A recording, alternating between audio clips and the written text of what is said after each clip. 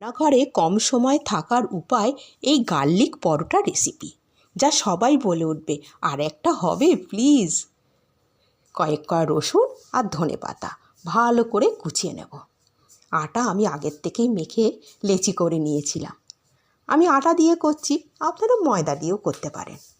এবার বড় করে বেলে একটু ঘি ব্রাশের সাহায্যে রুটির চারপাশে ভালো করে মাখিয়ে দেব। আর লঙ্কার গুঁড়ো আর একটু বিট লবণ ওপর থেকে ছড়িয়ে দেবো।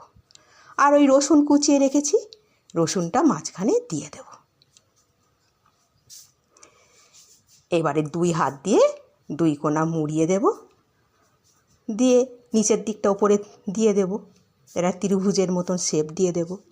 এবার ওপর থেকে ধনে পাতা দিয়ে একটু বেলনি দিয়ে চেপে চেপে বেলে দেবো। এবার ধনে পাতার দিকটা ওপরে রেখে তেল গরম করে প্যানে দিয়ে দেব।